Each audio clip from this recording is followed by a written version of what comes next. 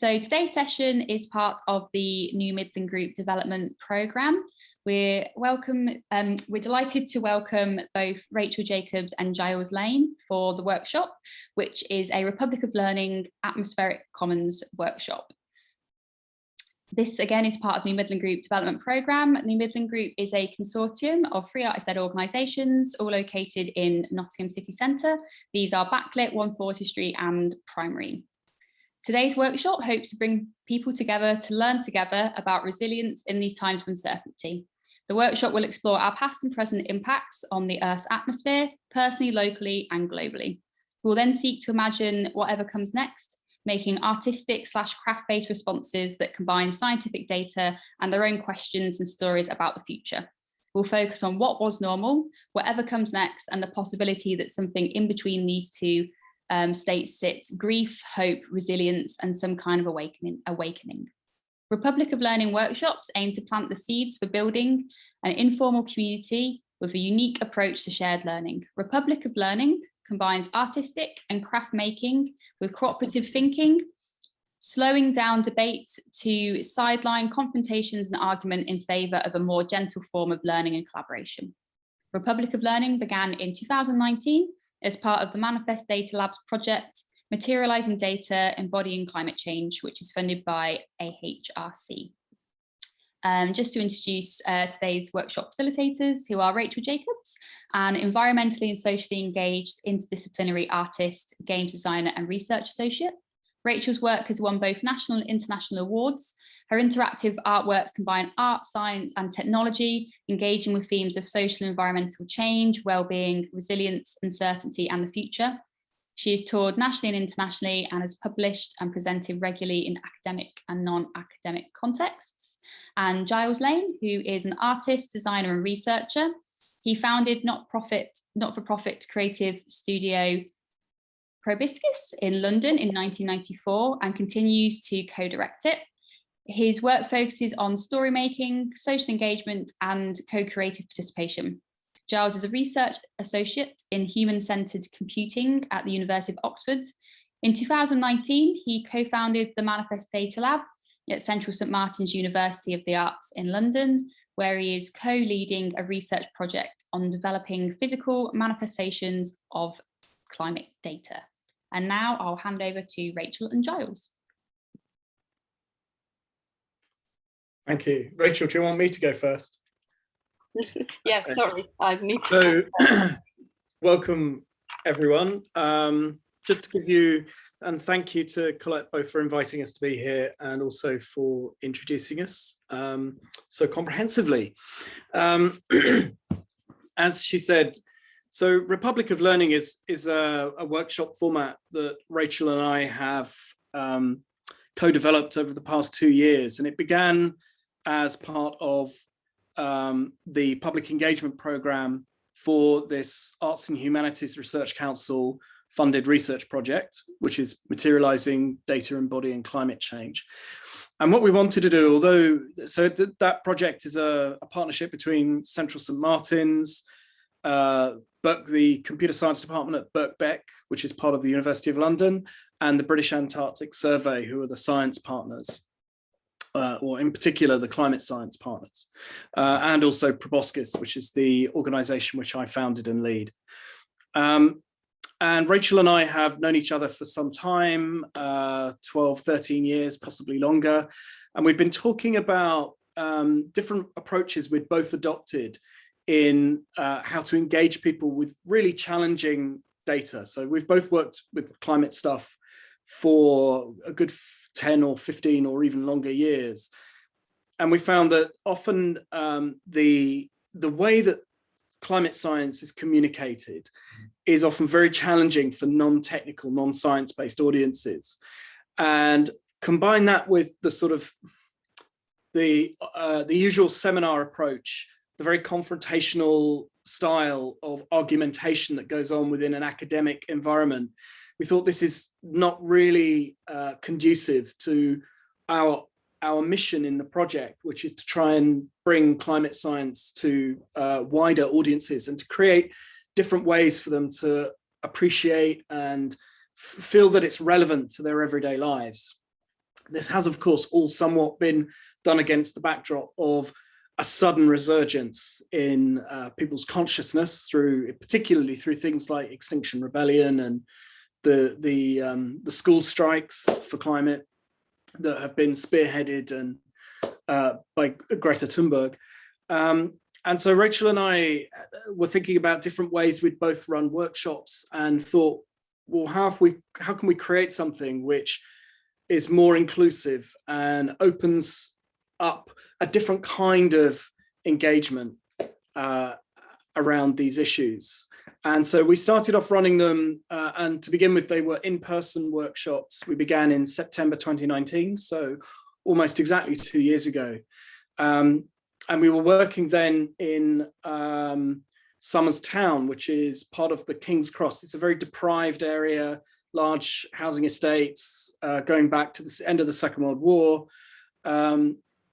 Very mixed communities, lots of communities from different recent immigrant backgrounds, and some much older communities that have been there for 100, 150 years.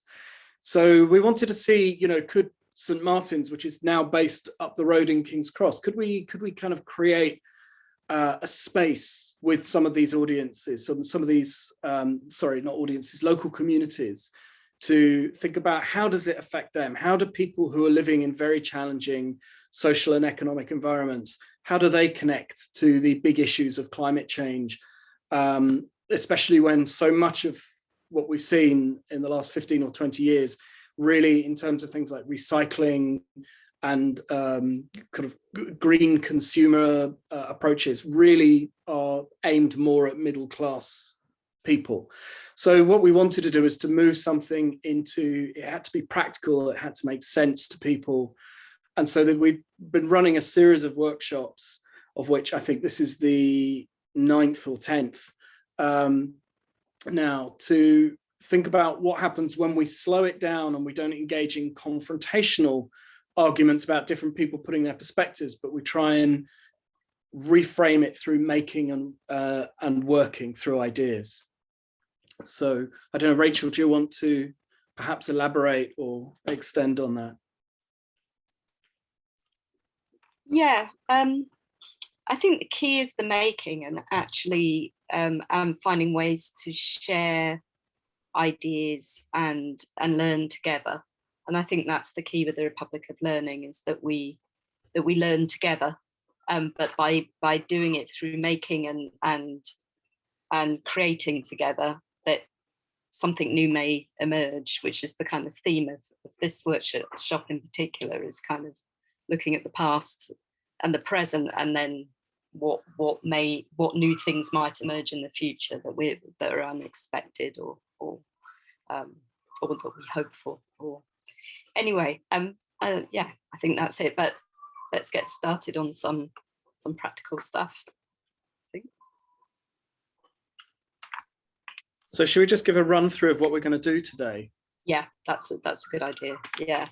So we've kind of divided it into two sections. The first, which is a sort of an introduction, which we'll use the first sort of hour or so around, maybe not quite as much as time as that,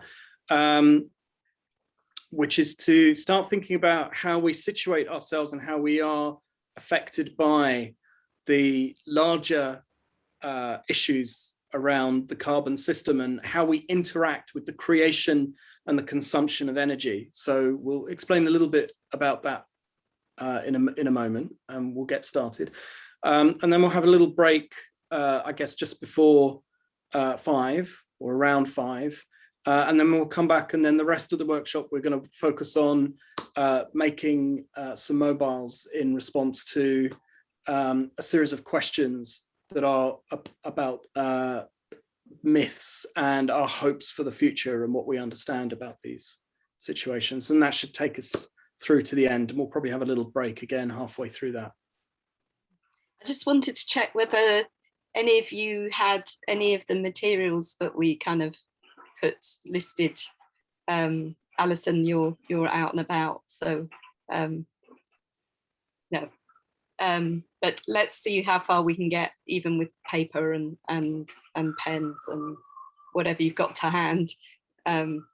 and you know, I've got paper to hand. I'm not very practical. okay. I'm not very okay with making, so I felt quite nervous about that aspect. Okay, well, we're very keen for people to work within what they've got around them, and you're good at got a few cushions. Yeah, cushions, and you're good with words, so maybe we can do some word making with you as part of that. Let's see where it goes anyway. So I'll hand back to Giles to start on the energy maps.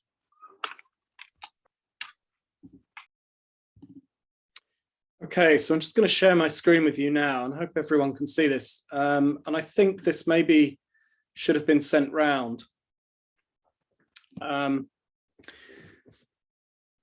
So hopefully everyone can see this. Great. So one of the things we've been sending this and testing this out, and this emerged from a workshop that we were involved in late last year.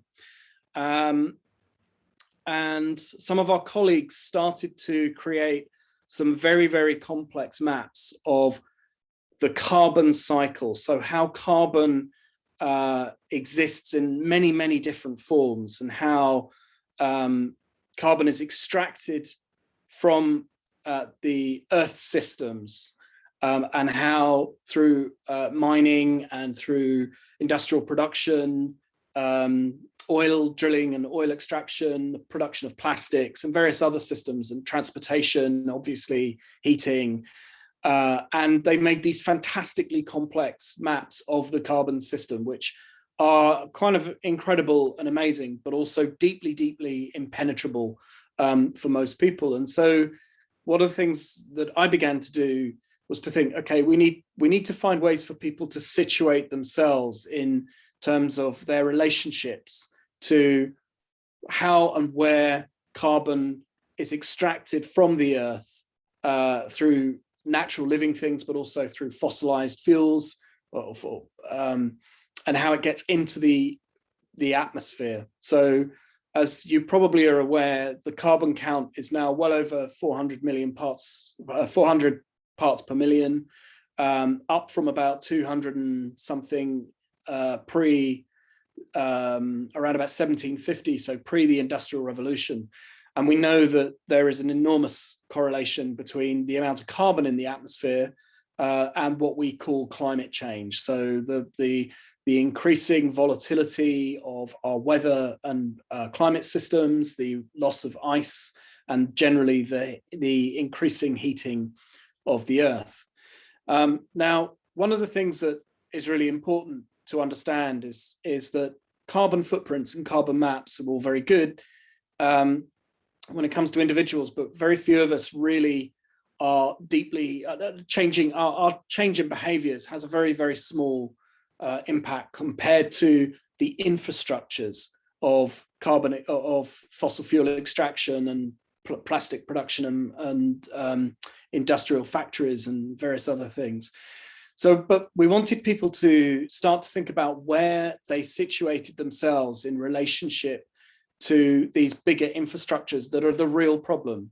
So rather than, as some people have done over the last 10 or 15 years, try to say, actually, it's all about the consumer changing their habits. What we wanted to do was to create a very simple way for people to be able to situate the things they interact with in relation to these much bigger systems. So the map is really quite simple. It's just a series of circles with you at the center. And then these 6 sections. So things to do with food and drink, things to do with the home, things to do with travel, things to do with communications, things to do with health, and obviously things to do with work or other activities that we engage with. And what we suggested was that people would think about how they use things from an everyday basis to something they use or do sometimes, to only maybe occasionally, to almost never. So, and we can track back the relationship. So if you think of an example, and I'll just show you, this was a map I made last year to illustrate it. And I did it on the kitchen table to try it with loads of things I found in the kitchen. So tins of food and kitchen utensils, which stood in for either systems or processes, or infrastructures. So I'm going to zoom in a little bit on this one and try and talk you through it. So there's me at the center. And then I started to think about things in the home. So it begins with lighting. Well, I use lighting every day in the house. And obviously I cook food. And in my house, we use natural gas. And we also have gas for central heating. Now the gas comes to me via a pipeline and this is obviously comes through from refineries, and then there are gas fields. And in terms of power, here I've got a kettle standing in for a power station. But behind all of these, and obviously quite far away, so my interactions with them are probably never or almost never.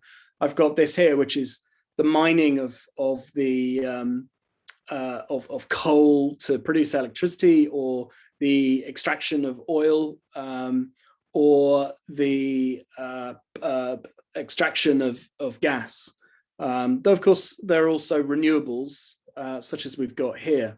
So this was just a really simple way of thinking about how I would begin to map my relationship to these much bigger systems. So this is what we've been using the map for, to encourage people through these different sort of lenses to think about how they would situate themselves. And what we're going to ask everyone to do today would be, I'll just go back to the map so we can all see it, is to, just by choosing or finding something close to hand to you right now, where just to think about that for a couple of minutes. Think of an object that will stand in for something that you're interested in, then tell us where you would like to place it. And then if you have it to hand, we'll perhaps try and do a little screen grab, and then we'll build up a little map of how these things go, and to think about what are our relationships to these different systems and situations.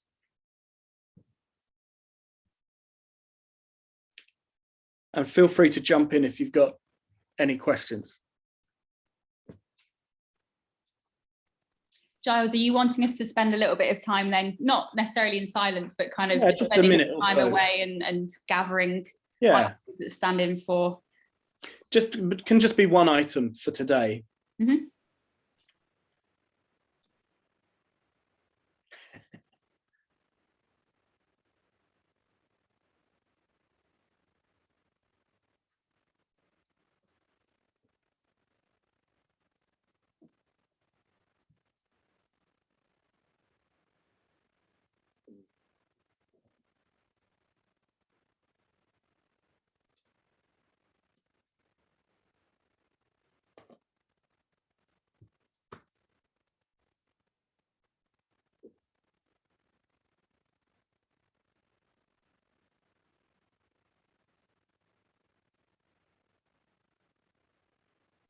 Got a question here, Giles. How does the item link to what's represented? So does it have to have a kind of physical relevance, or? For this, it could just be something we want to track back. So first of all, we'll think about placing it on the map, and then we'll think about, for instance, how does it come about in terms of its production, how we are implicated in these bigger things. So it's really just to get a conversation started, to think about our connection to these wider and bigger issues and how it places us within these larger systems. So I could have, say, this highlighter, and this could represent my everyday use of my car, for example. Yeah, whatever you want, however you want to represent it. Yeah. I haven't got a car. I'm not sure why I chose that as an option, but we've just got somebody in the waiting room who's going to join the session. So I guess while we're thinking about objects and what they could represent on the map, I will just invite them in and give them a little bit of a run through. It might well be Rachel. I think she's dropped off the call.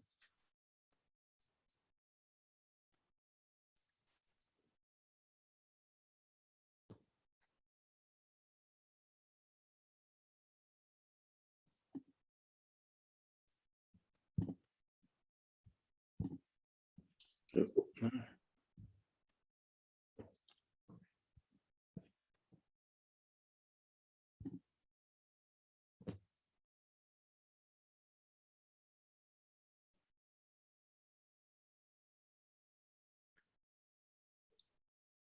would anybody like to start us off with a thought or an object?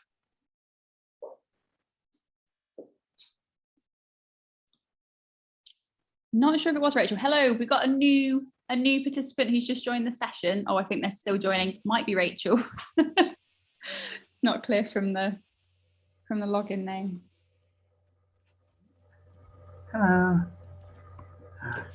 Hi there. It's me, Millie. Sorry. Oh, hi, Millie. I wasn't sure who it was from the name. How are you? A little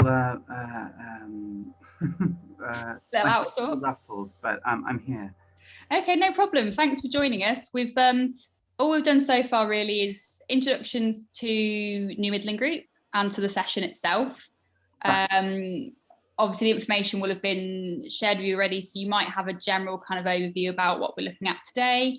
And then we have brief introductions with Rachel and Giles, who are leading the session. And we've just started on our first activity, which is looking at this energy interactions map. Giles, I think you're best placed to kind of give a quick overview for Millie, who's one of the New Midland Group associates, around the kind of general aims of the session and the first activity, if that's okay. Yeah, very quickly, we're doing this is essentially a warm-up session to begin with, and then we're going to do a more focused making activity as the second afterwards. And in this one, we're really asking people to just grab an object close to you and think about your relationship to how it's been produced and how we interact with the exchange of energy. So thinking about how, as individuals, we're situated within the bigger systems, the large infrastructures of how carbon essentially is extracted from the earth and gets into the atmosphere. Okay. So we just, so I don't know, would somebody like to decide, does anyone have an object that they'd like to start off with? So yeah.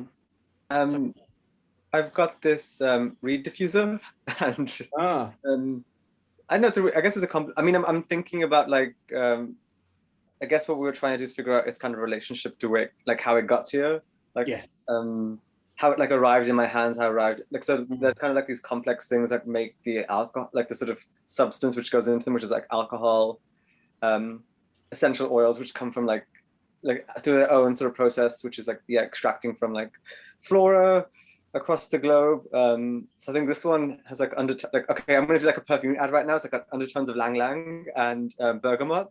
So but and it's got, of course, there's glass, and then there's this ribbon, and then the reeds themselves, and so there's this object has like, I guess, a complex architecture of like sites and extraction. I'm trying to think what else has gone into it. I mean, I think these are like sort of like, I don't know what the reeds are made out of, some type of wood, you know, like, and yeah, what I don't know what else to say except for the fact that the glass is like, yeah. Trying to think what else was going into this. I guess the thing which attracted me to this a lot was the fact that the alcohol went into it, and that's its own process as well. So there's like this one thing had multiple like things going on into it. Is that what we're meant to do? Like, or absolutely. I mean, what we would normally do if we were doing this in person, we'd actually build up the map and draw lines and descriptions, which we haven't quite got a method of doing in this way. But I think what's really interesting there is what you've done is you realize how what looks like a very simple object is actually generated from very complex raw materials that are gathered from many different parts of the planet and have to arrive at different points to be to enter into different manufacturing processes. I mean, the glass is really interesting because glass, of course, has to come from sand, and sand has to be extracted from somewhere.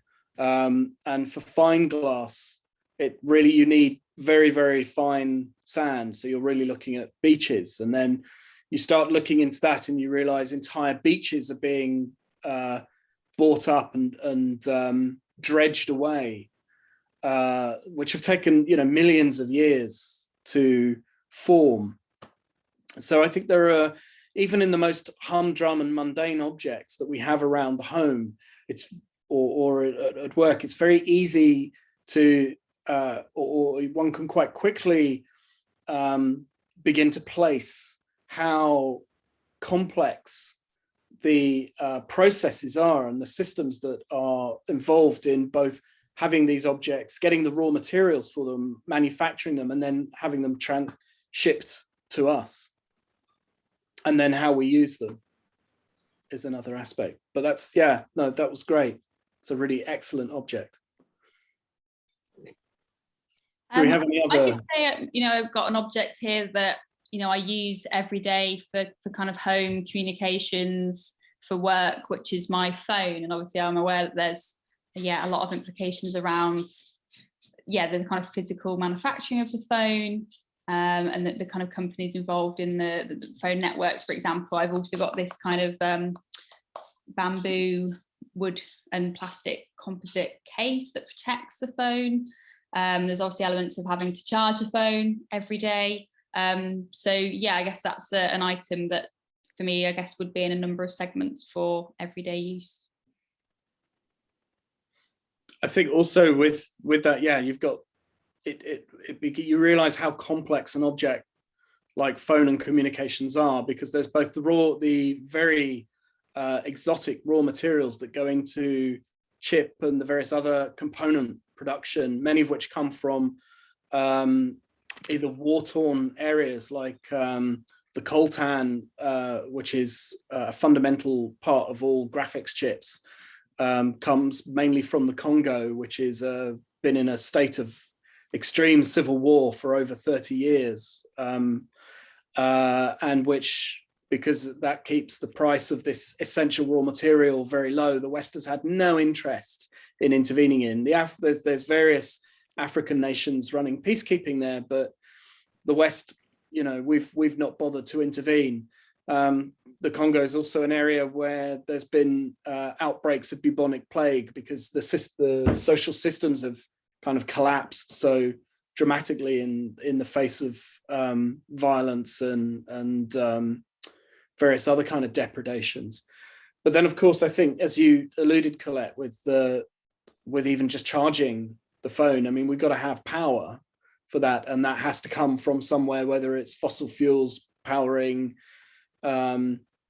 gas or coal-fired power stations. But then there's also the transmission of power and all the other components that have to get raw power into our homes and into our plug sockets so we can keep this going, not to mention the vast infrastructure of the mobile phone networks and the internet. So we find ourselves enmeshed in these incredibly complex infrastructures with what appear to be, you know, very simple devices.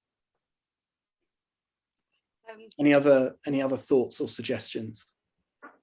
One of the things that I think is quite interesting also about the map and the two items we've just looked at is also the time scale of how much you use it and how prominent and how long it is in your life. And so it's interesting, our relationship to our phone that's so intimate and so constant for many people. And then an object like Sir Jan showed of that sits with you for some time, that there's something interesting about the scale of time around how long you own these things and how much you relate to them, as well as the web of interaction with them, that I think is interesting as you choose different objects. It's just a sort of observation, really.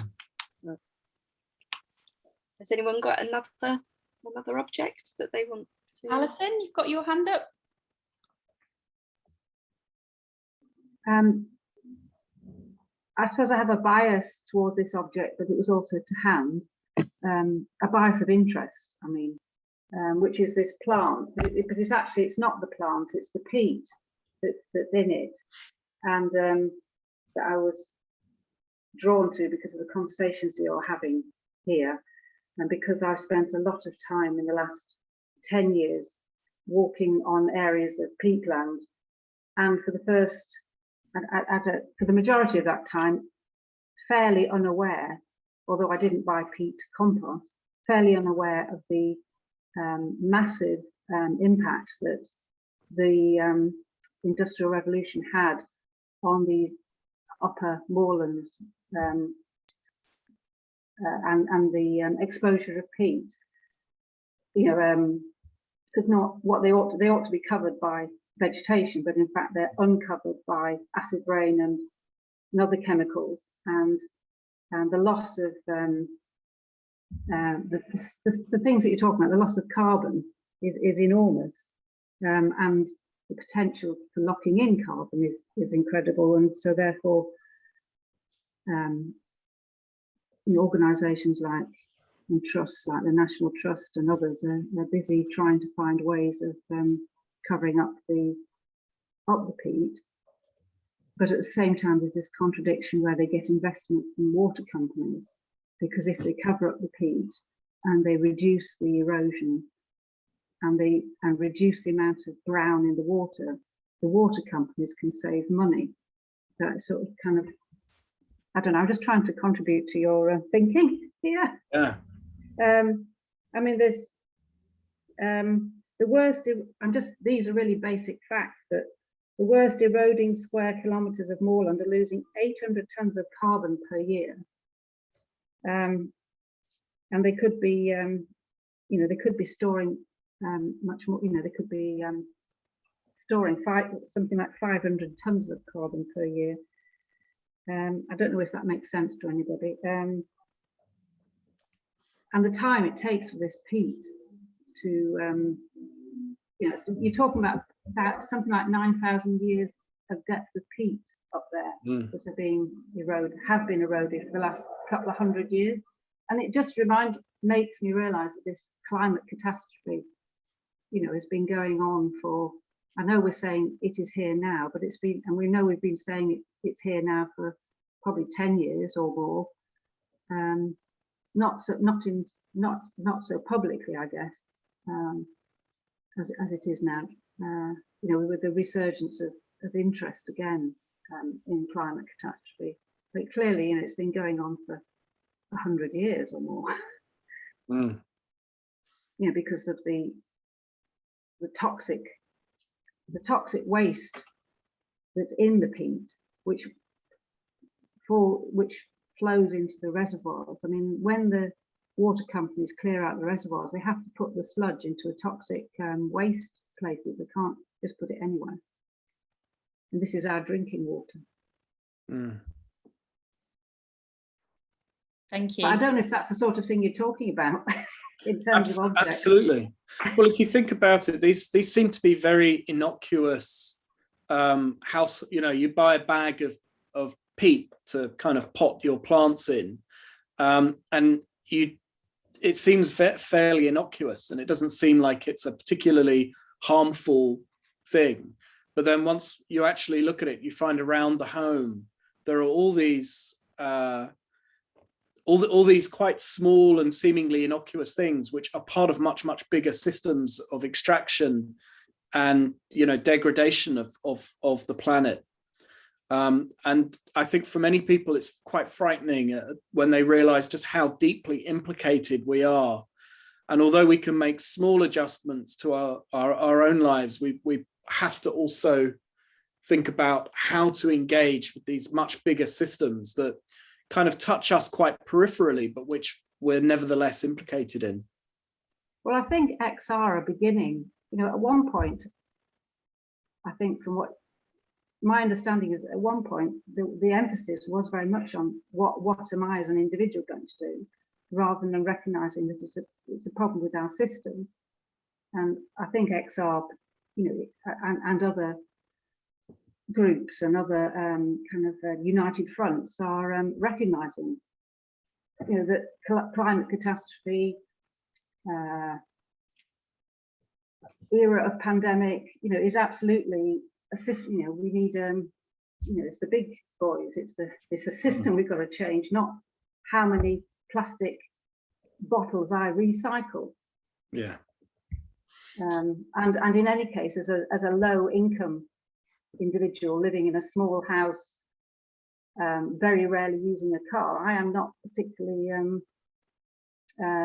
guilty. Not compared to, say, the American military, which apparently is producing more carbon emissions than some individual countries. So I think this is the kind of key thing, and what we're sort of, you brought up this idea of systemic change, which is, I think, for us, it's often very difficult to see where we sit within systems to even begin to think about what needs to be changed, so we can begin to have those conversations. So in many ways, that's the purpose of the map, is to think about, well, where do we touch these bigger systems? How near or far away are they from our everyday lives?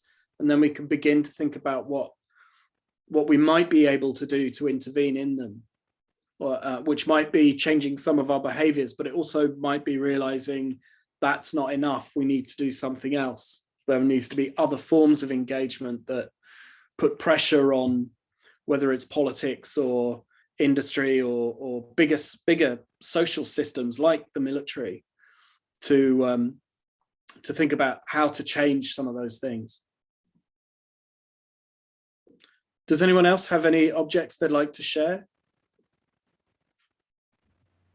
Jazz? Oh. Yeah, no. Yeah, do you want to go? You go first, Millie, and then we'll move on to Jazz. Millie. You sure? Yeah, you're unmuted, so go for it. Okay.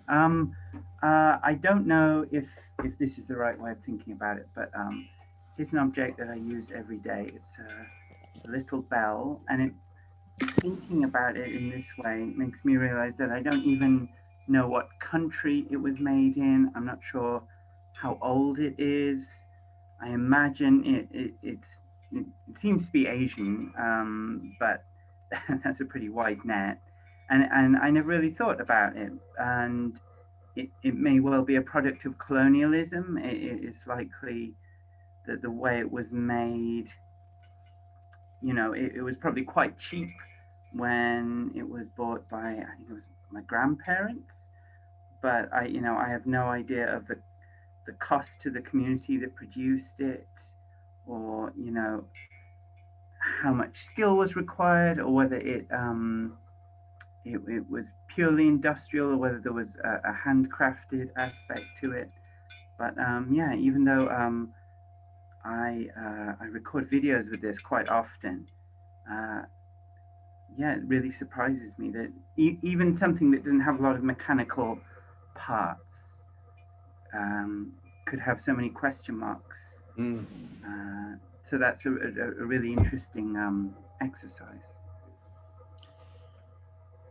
Absolutely, and I think you've raised some really interesting questions about how objects come to us, and both in terms of historically. So as you suggested, it could be a product of a form of colonialism. And as you said, was it an indigenous object that was made for indigenous use, that was given or bought or exchanged in some way, or was it produced as a product of a kind of colonial system? And these are really quite complex questions that we possibly can't answer, or not very easily, but which I think again throw up our own relationships both to our current situation, and where that's come from. So yeah, I think that's a really lovely way to expand the conversation also out to throw a much wider net over where we're implicated in these kinds of issues. Thank you. And Jazz? I chose this body lotion that I was gonna say represents my phone, and I was thinking it's quite interesting what Rachel was saying about the amount of time that we spend with objects, because this body lotion sits on my bedside table next to my phone, and I hardly ever use it. I always forget to use it, even though I probably should because I have quite dry skin. But I use my phone all the time for everything. So yeah, I suppose in terms of placement on the map, it would be, you know, every day, all the time, for my phone. And in terms of the lotion, I don't actually know. I know that it was a present for me because it's quite an expensive brand, and I know that it's quite a minimal brand and it's expensive. Like their kind of aesthetic is quite minimal, and I kind of probably wrongly assume that when a brand is quite expensive and minimal, it must be very good for the environment. Like, you know, what, you know, I don't know. I just assume from that it's probably well made and everything is very like organic and all of that. But I don't actually know anything about it, and I haven't actually read anything on the back of it until right now. So yeah, very interesting.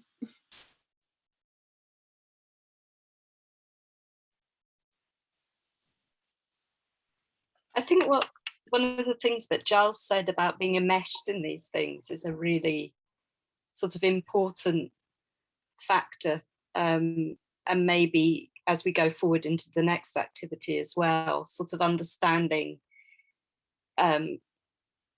how deeply we're enmeshed in it and how deeply we're connected to all these different processes, and what it takes to change all of those processes, or what it takes to change our involvement with those processes as we go into the future. And it can sometimes be very overwhelming. I think it's normally very overwhelming, I think, when you start to think about climate change and start to think about the energy systems and the production and I suppose one of the things about this map is that it kind of gets us to kind of center ourselves within it, but then hopefully we can also explode out from it using our imagination and using other kind of ways of thinking to imagine how it could be different.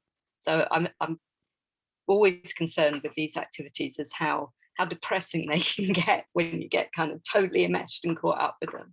So I'm sort of pointing that out in a way, because I think hopefully we can look at different ways to kind of also kind of explode that out again.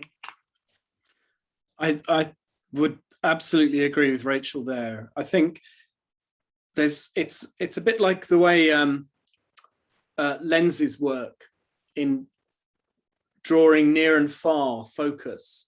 And I think with all of these things, there's a movement between observing and paying attention to these kind of little subtle things, and then realizing that they are themselves part of a much bigger mesh of complicated relationships. But at the same time, I think that sense of attending to the minutiae of our lives can also be a way to gently release us from some of the bigger issues, that you can move back and forth between them so that you're not sort of trapped and overwhelmed. I think that's one of the really important things about doing this kind of exercise, that you can see how far things go, but you don't have to go all the way. You can choose a kind of a level at which to kind of stop and think, okay, this is as far as I can go.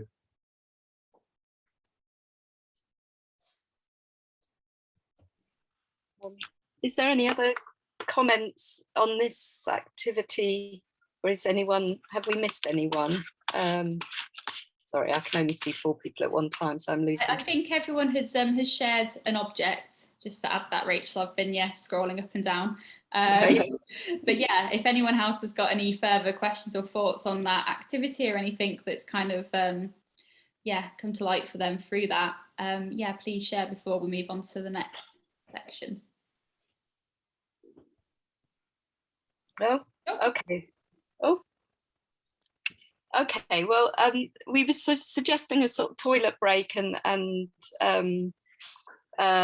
a bit of a sort of shake yourself about so that you don't fall to sleep in front of your screen moment. So if we have a break and reconvene in a few minutes, I may disappear because I need, my internet is acting up, so I'm going to try and see if I can. I've gone onto my phone and I'm going to try and get back on the better internet, although it doesn't seem better at the moment. Anyway, so in the meantime, I'll see you in a couple of minutes. We say 5? Yeah, 5 minutes to shake yourself about and have a cup of tea or go to the loo or whatever you need to do. Thanks, guys. Okay, see everyone again at past.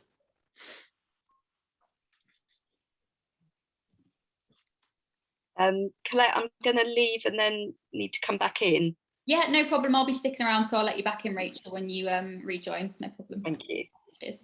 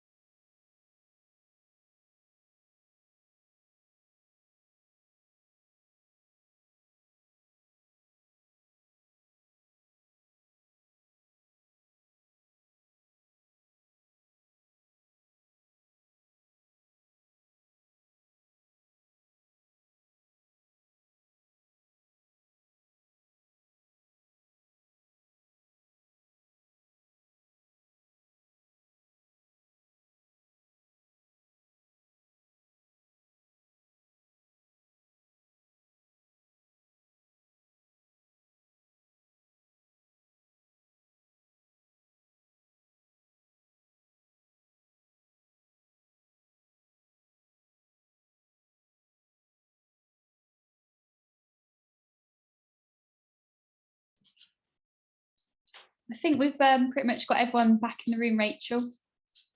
Just about. Great. I hope everyone's sort of a little bit more, a little bit awake. So I'm going to do a little bit of talking and then we'll get going on the making. We've got about 50 minutes, so let's see how far we can get. So I'm going to start by showing you a few slides and telling you a story.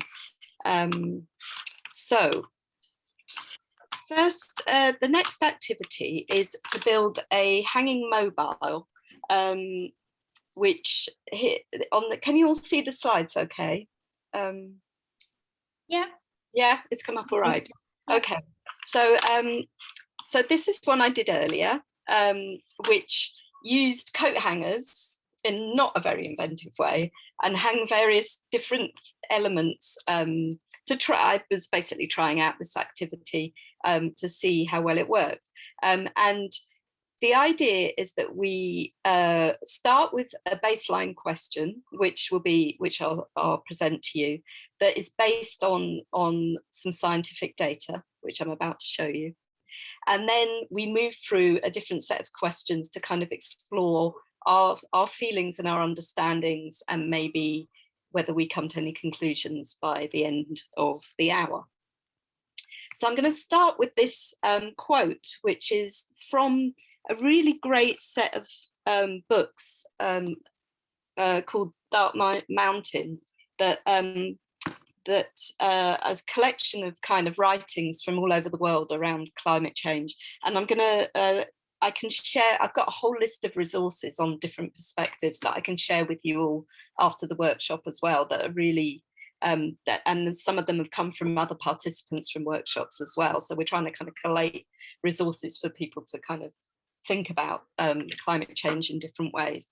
So this was actually from an article written by someone who had lost everything in a fire in Australia, in a wildfire, and it's quite a profound and sad article, but also incredibly inspiring. And so she writes that in the space between the past and future, having and losing, knowing and not knowing, lies an opportunity for awakening. And I found that very inspiring. And I think it works for many things, not just about the experience of climate change, but in some ways that's what inspired the whole workshop today. So we've been talking about the kind of present impact of the energy interactions and climate change, and our kind of being in the world right now has. But what I want to now look back at the past and kind of how we got here in order to start thinking about the future and what may happen next. So I'm going to go back. This is actually 40,000 years. So this is a scientist called Robert McVenny, who is based at the British Antarctic Survey, and he's in charge with drilling down into the ice to find air bubbles that go back many, many years into deep time. So he showed me this slice of ice from 40,000 years ago. And as the ice melted in my hand, the air of 40,000 years ago was released into the atmosphere in the room. And what the scientists are doing are being able to kind of extract some of that air and test it and find out what the carbon dioxide levels were, all kinds of things, actually, volcanic ash, and even understand a little bit about the climate and conditions of the Earth 40,000 years ago. And this is one of the ways that the scientists can compare where we are now with the past. So when I presented this last time at a workshop, the data, I think, is so complicated. And I've been working with climate data for 10, 15 years, but I'm an artist, I'm not a scientist, and my maths are terrible. And thinking about 40,000, 800,000 years ago, Robert's just recently gone to drill some ice that goes back 800,000 years ago, which is just impossible to understand. So we've been looking at myths as a way of maybe trying to understand and stories to maybe help us understand what this data and what these years and what this time means. So I'm going to start by telling you a story and see if it helps us get to a point where we can understand what the atmosphere of 40,000 years ago actually looked like, felt like, what the earth was like then. So bear with me as I try and tell a story. This story is based on the story of Tir na Gog, which some of you may know, some of you may not. I didn't know it until very recently, when I actually went to a traditional Scottish storytelling event, and it was told to me, or told to the audience, as a way to think about the changes that have happened in the modern world. So I thought it would be a really useful story to try and kind of come to grips with some of these deep time issues that have led us to where we are now, and to explain how we got to where we are now and how to maybe understand it. So I'm not a great storyteller, but I'll give it a go. And also the bits of Zoom are in the way of my, let me see if I can, my slides, so I can't actually read what I've written. Okay, I'll move it around. Okay, so once upon a time, 800,000 years ago, there was a young hunter warrior who lived near a frozen river that is now called the Thames. These times were hard. The ice was beginning to return, and his people were getting ready to travel across the land to somewhere warmer. He fell in love with a toolmaker with strange coloured hair. The toolmaker was from a place called Tir na Nog, a magical otherworld where time stood still. A place no one had heard of in those times, as it only really came into human Celtic consciousness 799,000 years later. The toolmaker took him on a magical giant woolly mammoth over the sea to the magical island of Tir na Nog, where everyone had an everlasting beauty, youth, good health, and joy. After 300 years, he became homesick for the frozen river and his family. So his love let him go back reluctantly, but warned him that when he got there, he was never to touch the ground. When he arrived, 800,000 years, which is 26,000 generations of humans, had passed, and his frozen river had gone.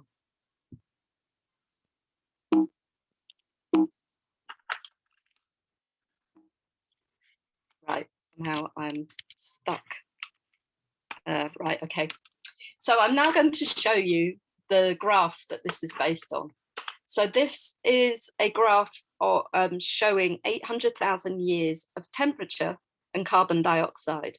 So temperature is the blue line at the bottom, and the carbon dioxide is the purple line at the top.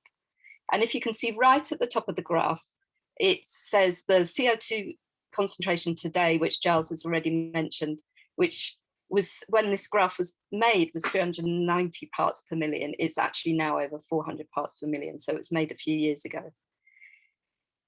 What you can see as the graph goes up and down like this is these different ice ages. So in the story, the young warrior hunter has just experienced kind of the ice and the cold period of 800,000 years ago, when the ice age was happened. Each of these waves are ice ages, and there's a cycle on the earth of ice ages that take up to 100,000 years to kind of go through the cycle. And for the cold, the warming, and then the cold again, and then the warming again. And what this data shows us, that it was relatively stable for 800,000 years, these cycles. I mean, they're slightly different, and they're slightly colder to warmer, etc. But these cycles have kind of been quite sustained. If you look at zero, which is somewhere around the 2000s, and then see how far the carbon dioxide has risen from the purple line as it has been for 800,000 years, you start to maybe piece together, recent times, late 18th century. So that isn't now, sorry, that's the 18th century. So that was pre-industrial or industrial revolution times. So you start to see that what is happening now is very different from 800,000 years of history. So now I'm going to, if I can get my computer to work, go on to the next story, which is 12,000 years ago. So 12,000 years ago, it was the last ice age that happened on Earth. And so once upon a time, 12,000 years ago, there was a young goat herder in the Levant, now called Iran, who fell in love with a red-haired grower of wheat who was from a place called Tir Na Nog, a magical otherworld where time stood still, that no one had ever heard of in those times and in the Middle East, as it only really came into human Celtic consciousness 11,000 years later. These times were good. The stories told that after the ice had come, many people died, but those that had survived had travelled from far away to these warmer climes where they had found abundance and stayed, growing the wheat, keeping the goats, and worshipping the acacia plant. The red-haired grower of wheat took the young goat herder across the waters on a magical goat to the island of Tir Na Nog, where everyone had everlasting youth, beauty, good health, and joy. After 300 years, he became homesick for the Levant and his family, so his love let him go back reluctantly, but warned him that when he got there, he should never touch the ground. When he arrived, 12,000 years had passed and his settlement and goats had gone. So now we're going to look back at this similar graph, but try and picture where 12,000 years ago is, which unfortunately your faces are on. So 12,000 years ago is at the end of the graph, and one of the peaks. So that was when it was at its, one of the troughs. So it was when at its coldest. This was the Ice Age, at the beginning of the Ice Age. And as the Ice Age was, this was before the Ice Age. So it was as the Ice Age was going to come into being. And in those times, it was warm and everything was abundant, and people were had actually started to settle down. Sorry, I'm getting this completely wrong. It was after the Ice Age, and the ice had receded, and people were starting to settle down, and that's the point when humans started to have agriculture and keep animals and human beings as we know them now really began to evolve. So that was 12,000 years ago. So now I'm going to move on. So once upon a time, 141 years ago, which was around the Industrial Revolution, there was a young soldier and poet who lived in Nottingham. The winters were cold. That year, the rivers were frozen. Tornadoes were seen. A great storm came, causing a train disaster, and many trees around the city died from the frost. The young soldier fell in love with a red-haired woman who told him she was visiting from a place called Tir Na Nog, a magical otherworld where time stood still.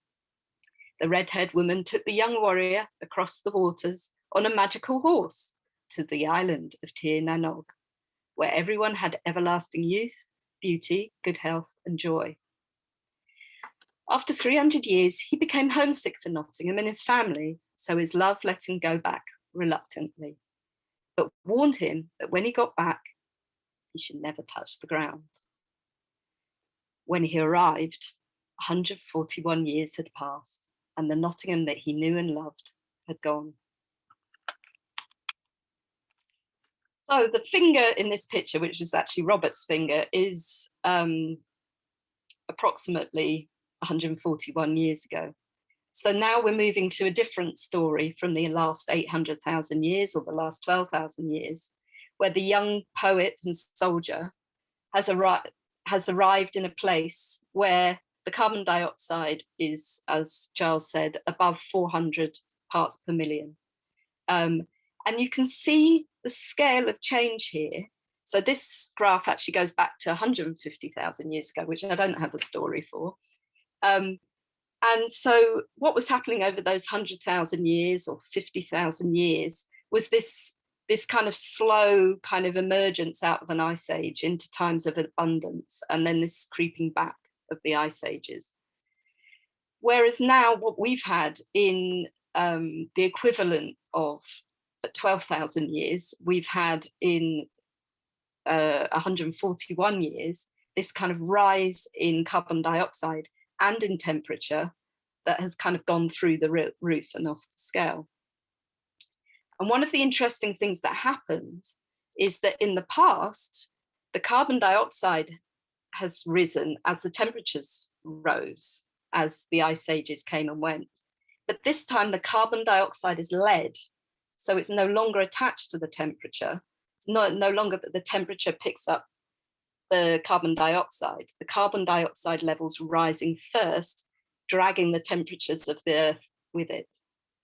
So this is a lot of complex kind of scientific stuff going on here, which, as I said, I only half understand. So it's hard to kind of share, but I'm hoping that this starts to tell a story of how we got from this very deep time, this very deep past to our present.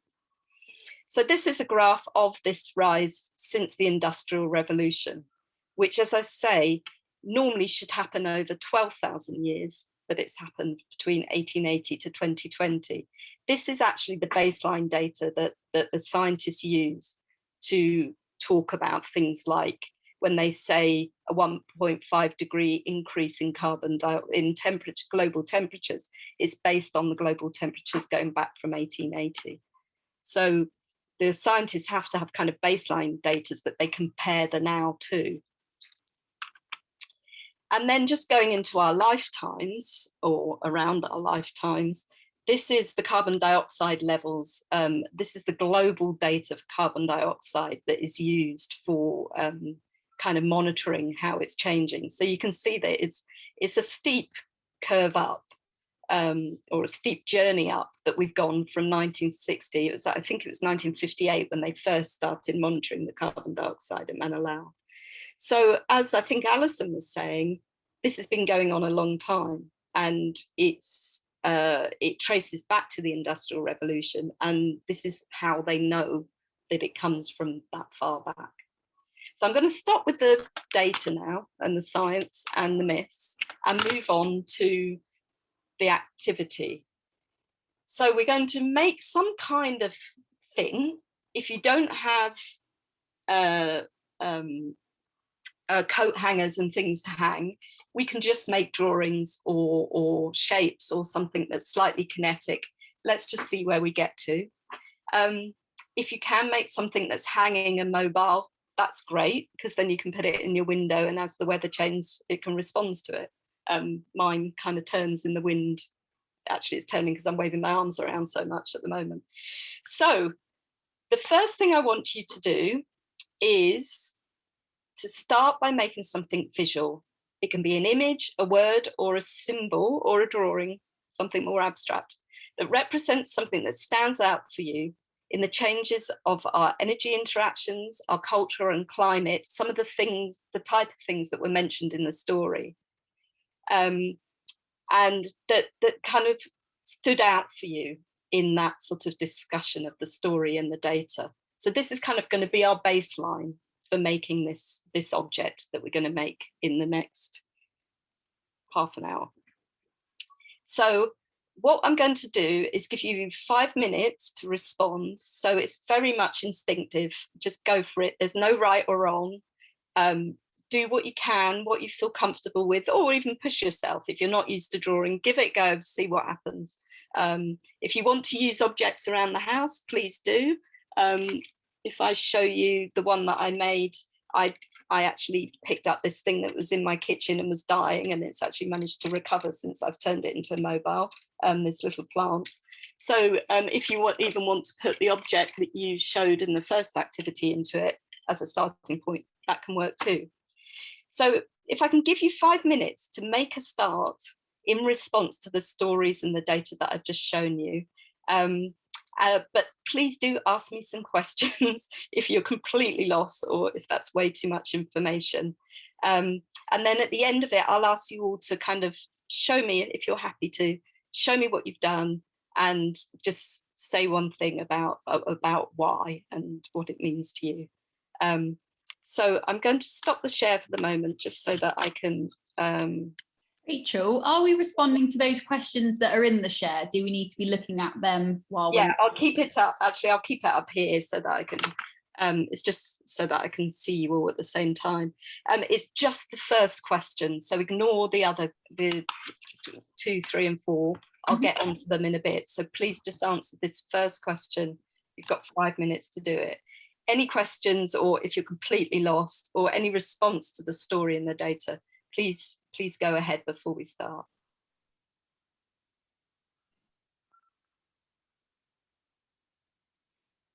Okay, are you all happy to get going? Yeah? I think we're good, Rachel. Yeah, I guess we'll all be here and we can check in if there's anything that pops up. Okay, just have a shout if things do. I'll put this up to full screen again so that you can see it clearly. Okay, good luck. And shout if you get lost. Oh, the storm has reached Nottingham. I'm gonna have to turn my light on. It's gone really dark and it's bring it down. Perfect timing.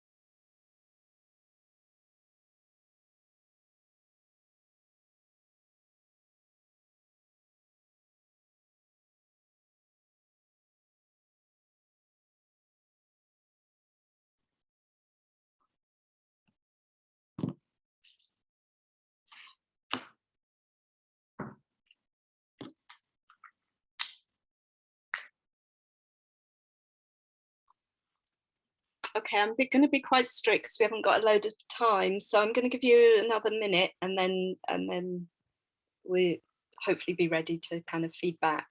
It doesn't matter if you're not finished. We can, as the next questions go on, you can kind of add to it.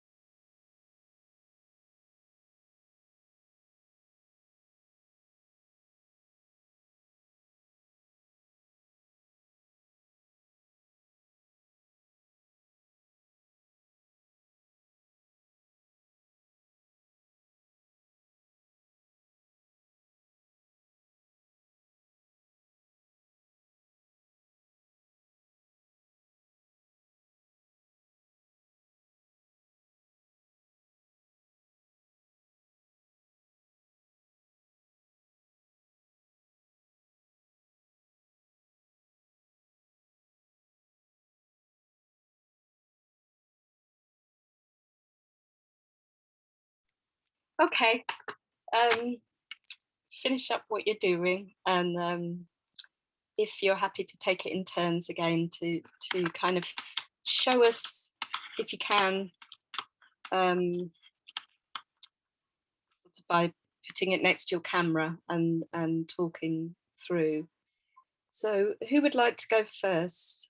Do you want to, someone want to put up their hand to go first? I can see Alison's got her hand up. Oh, great. Okay. I'm going to go for stop share just so that we can focus on each other while we're doing this. Go ahead, Alison. Okay, so mine relates, I suppose, to my. So I'm fortunate in that I'm next to Primary's garden, so I've gone and found stuff in the back to make something at least hangs, if it's not a mobile. I guess that's a mobile. And I was attracted to these red leaves that are from the Tree of Heaven, just outside the blue building at Primary. And I've tried to put them in pairs, which relates to the thing that I put in the in the chat, which is that in the last 30, I suppose I tend to think of recent times being when I had kids. You know, so from when they were born to now, I tend to think of a recent time, which was like 30 years. So it isn't really recent time at all. But just the fact that, the apparent fact that the air my children, the air I breathed 60 years ago is changed dramatically to the air that my children breathe and what I breathe now, or what we all breathe now. I mean, I know we can only take a certain amount of oxygen in to our bodies. Well, that's how I understand it. But still, there is less oxygen now than there was. Well, that's kind of what you're talking about, isn't it, Rachel? Just now with the stories. And I just thought these blood red, you know, representing the kind of red of the blood in the lungs. That's it. And of course, some of those thoughts have happened as I've made it, aren't they? Haven't they? You know, like that's always the case, isn't it? We start out with no idea, and then through the process of making, start thinking about ideas. Yeah, and in a way, that's the key to this kind of method of trying to think, that you, in a way, you think with your hands and with the world, and then that triggers new thoughts. So that. Yeah, which is lovely, and it's lovely that you kind of went outdoors and got inspired by what you saw. So and in some ways that is a lovely way of combining some of the sort of science with our personal and our current experience. And I think that's part of this process, is hopefully to kind of make us feel part of time and part of these changes that's so difficult to kind of somehow hold on to and so overwhelming. So that's a lovely thing and a lovely colour. So, okay, next person. Who wants to go next? Jazz? Yeah, I have stuff to make a mobile with, but I haven't done anything with that yet. I just did a quick drawing. And kind of similar to Alison, it kind of happened while I did it. For some reason, I wanted to draw around my masking tape, so I just did that. And then I kind of made two kind of cartoon eyes out of that, with this kind of like fire on that side and the eyes looking that way.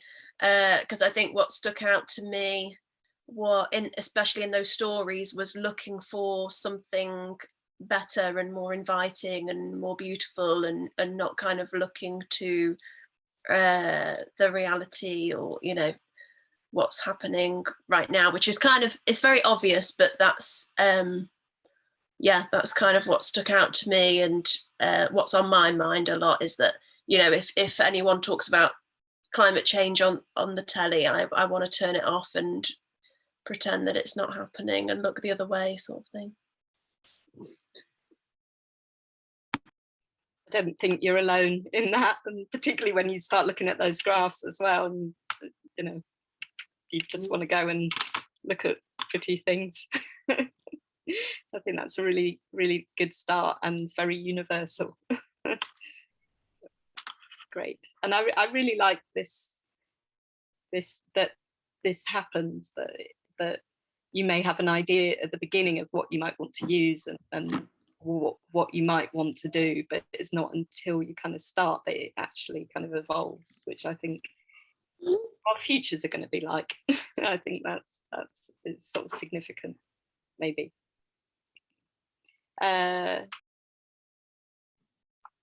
Sorry, I muted myself. Next person. I can share. I wasn't expecting to participate, as I kind of mentioned to you guys earlier, but thought I'd give it a go. So I didn't have many materials to hand, but as I mentioned, the weather had just changed, and I ran outside to get my dog's bed save it from getting wet, and I found the empty ice cream carton from the ice cream that she had earlier, because why not? And I also, so then I did this little drawing in which I remembered I can't draw, or I've forgotten how to draw. So this made me think about summers when I was younger. So I lived in a small town called Daventry, and there was an outdoor swimming pool there. And we used to go every year for my birthday in July, because it was always sunny in July. The weather was a lot more dependable. And basically the outdoor pool had been built with money from the people of Daventry. People had pooled money and fundraised, because people, primarily kind of teenagers, kept swimming in the country park reservoir, and a number of people died from doing this. So they built the outdoor pool, and then when the weather started changing and there wasn't a dependence on good summers, they closed the pool because it wasn't making money, and now it's a car park. So there's that. So yeah, I basically had sticky notes, a pen, this, and a blue highlighter. So that's what we've got. That's great. I'm really glad you did feel inspired to do it. And funny how a storm can lead to a kind of memory of the weather changing. And funny enough, things being turned into car parks is a recurrent theme in my work at the moment, which is mainly around climate change. But it seems to be one of the things that, if I had been born 800,000 years ago and went to Nagog and then came back, and would shock me, was the amount of things that have been turned into car parks. So that's a really lovely story. So thank you. Next person. I don't mind going. I'll just show it. Okay. I drew I'm just like, I drew my garden, like parts of my garden. It's not, I don't think you'll be able to see clearly, but and then I just wrote I wrote evil there because I was just thinking a lot about like evil, and like I'm not really okay, like this, I'm not, oh god, I'm just gonna say it. Basically I don't feel that like bad. I feel awful for like what's happening, but I'm like never depressed for it, and I'm never sort of like like I don't share the same feelings as I guess a lot of people who feel, like see the news, which is quite, I don't know, like just because I guess I know a lot of people who are indigenous and sort of like resisting this, like and doing active measures to like transform like environments. I'm just thinking, oh, maybe the garden's this, maybe the garden's like a site of social sculpture for like everyone who like activates there.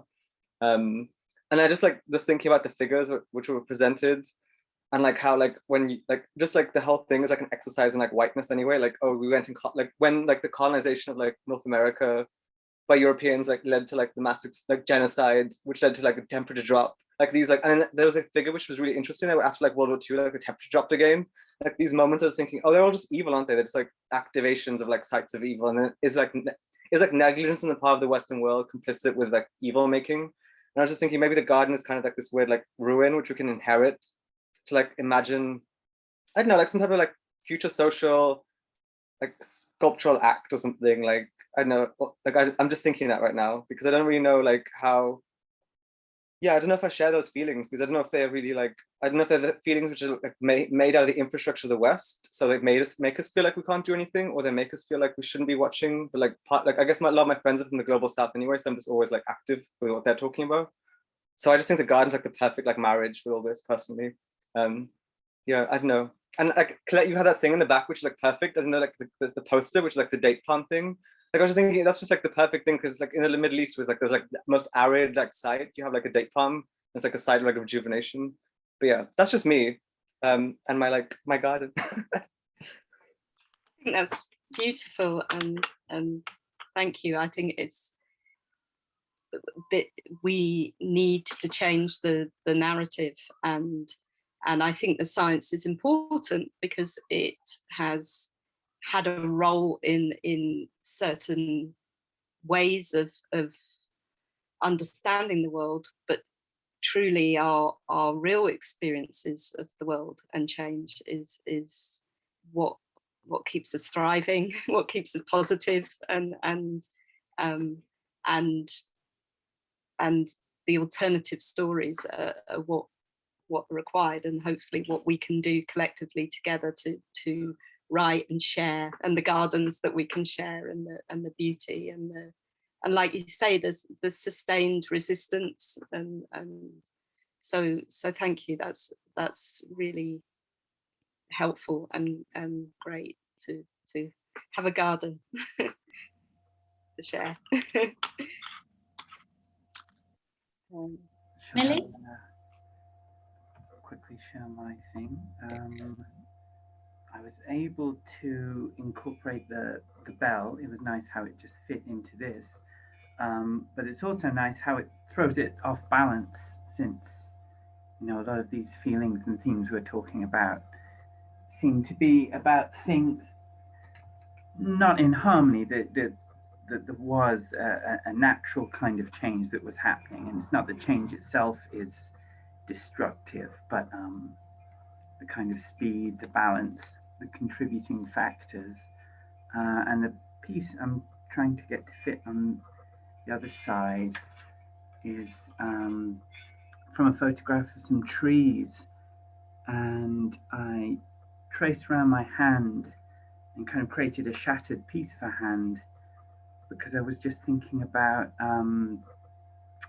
in the myths Rachel was telling, the stories, all of the people who left and came back to the land, they had a physical kind of connection to the land. They had some kind of activity, farming or agriculture that happened there.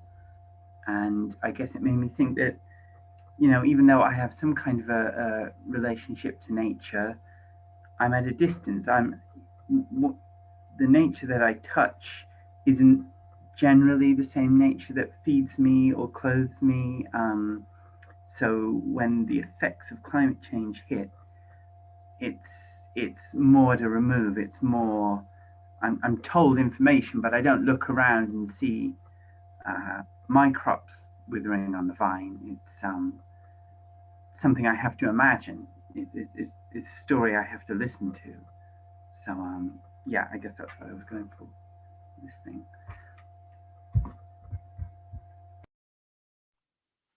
Thank you. that's really interesting, and I think really helpful too, because I think that that many people have such different relationships to the land and to nature and to our beingness in the world, and that and that is often the problem, and that's often where the divisions and the difficulties and the disassociations are happening, and so as Alison found, going out and seeing a tree and relating to the tree sparked a certain thing. Actually being stuck in a room looking at a screen, maybe having a plant with peat that's been stolen from the moors, or taken from the moors, it is a very different relationship, a very different space to be in, to encounter this, these stories and these narratives. So I think it's really interesting that we've got such a variety of starting points here to hopefully go into the future, which is still unknown, and still, you know, we're still yet to tell that story. So let's go to the next question and see where that takes us next. And if there's any queries or things that you feel are missing or you want to add in, please do kind of shout, because this is a kind of shared process. It's a frame that I'm trying to kind of bring to a shared process. So I'm very happy if anyone wants to sort of throw something else into the mix at any point. So the next question is looking at confusion and grief. So I want you to have a focus on something that represents any confusions, sadness, or questions you have about where we are now, our present impacts and our uncertainties, or even our certainties about the present, but where you feel the confusion and grief is. So it doesn't necessarily have to be yours. It could be, you know, where you feel it may be other people's or the oil companies or whatever. So again, I'm going to, we're running out of time. I'm going to give you only a few minutes, let's say 3 minutes to have a go at this one. It's a negative one, so let's do it quickly, get it over and done with. It doesn't have to be negative, but it's about those negative feelings. So yeah, 3 minutes.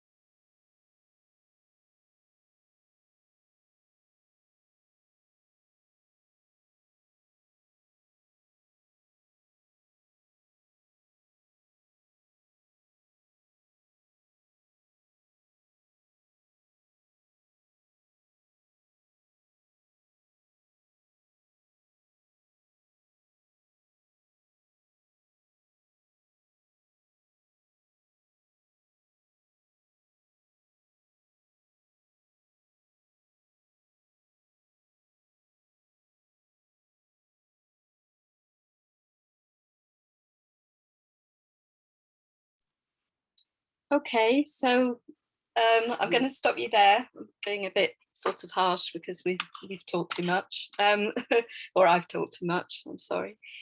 So I'll stop the share, and maybe I'll do this quickly. So I'll go from left to right on my screen. It'll probably change now. So should we start with Millie? Are you okay to try and be brief because we haven't got much time. So just quickly. Right. Yeah. So I was just playing with this VHS tape. I might wind it a bit more before I put it on, but I was really playing with stretching it so that it would become this very taut and distorted form.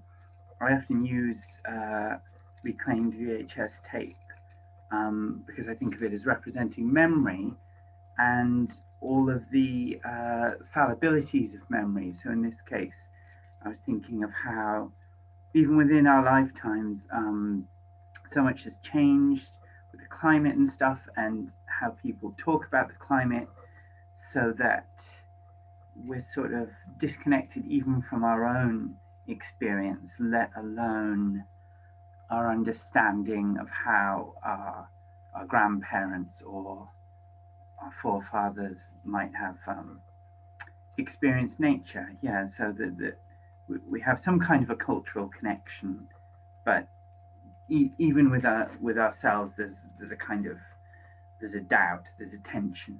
That's what I was trying to play with.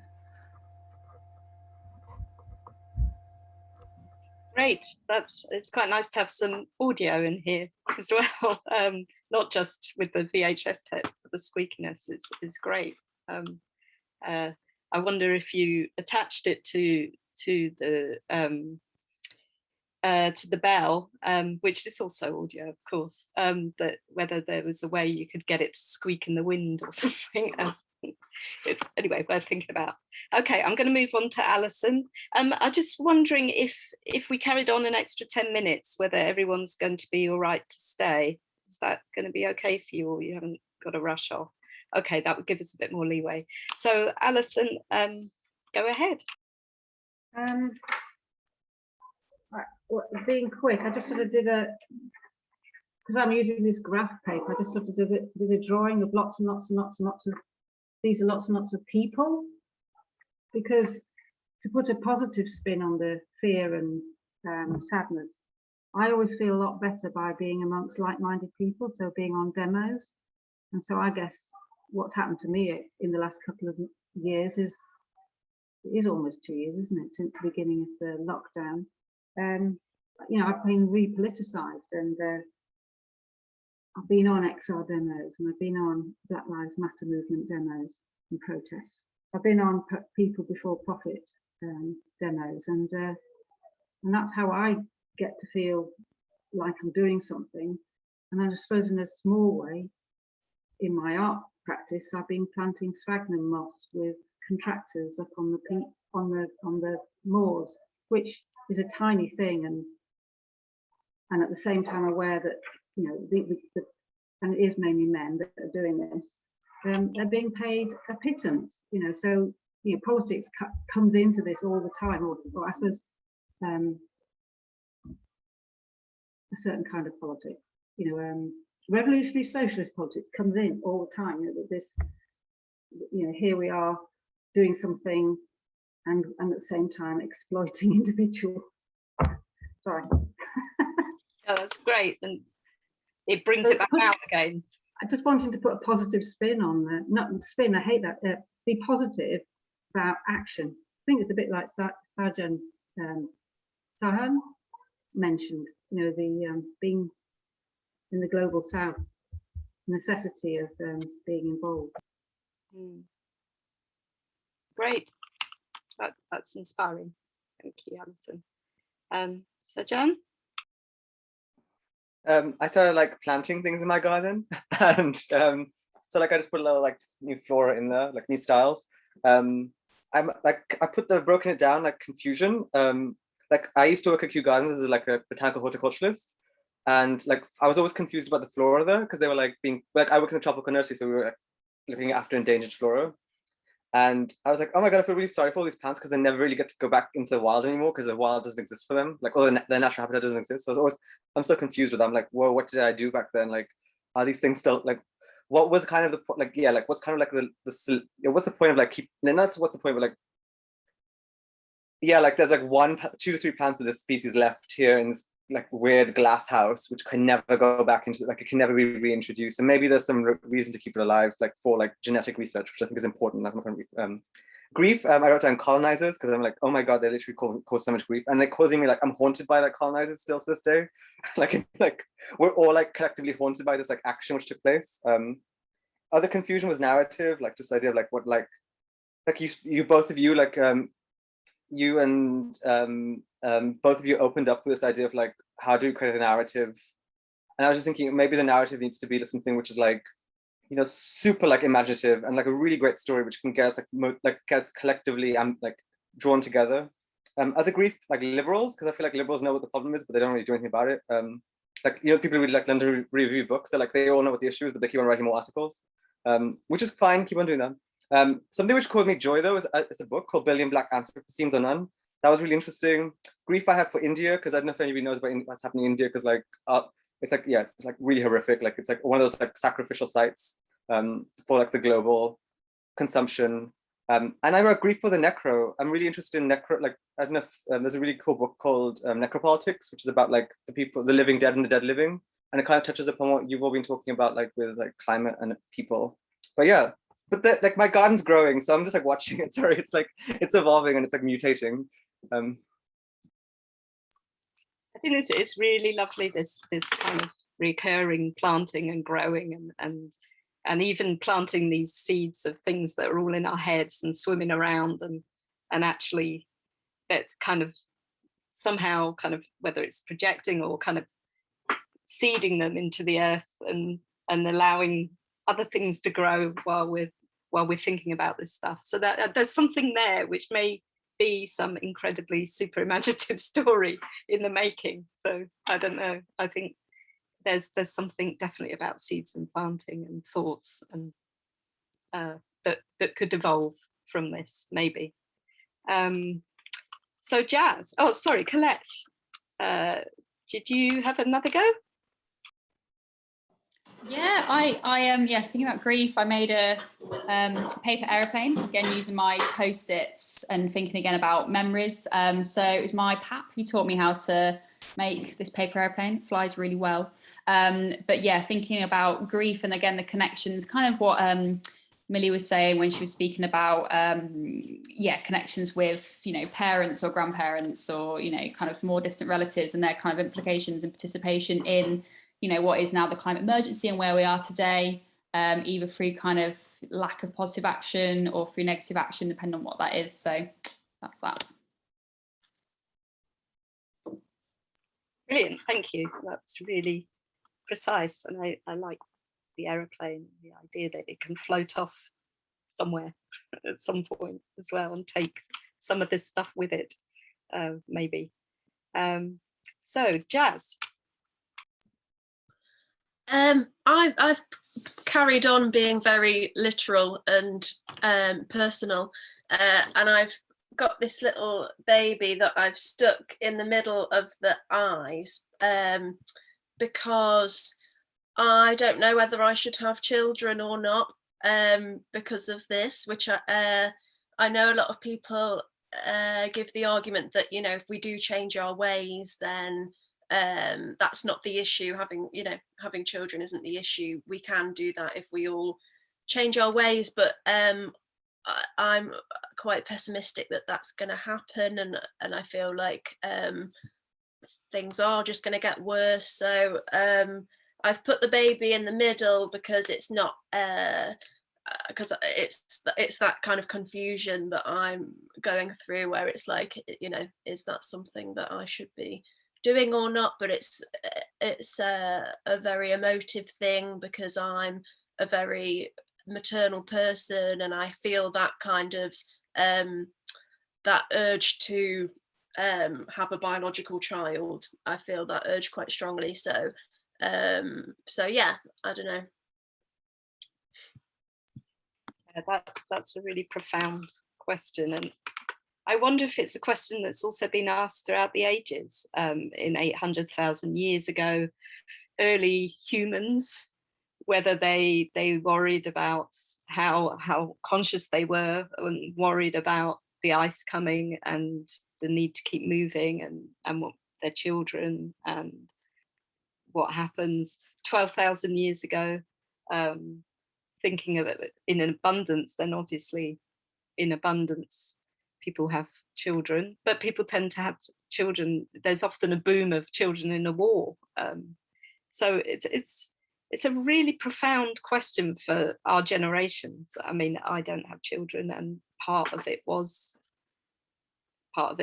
situation, and part of it was working in this area.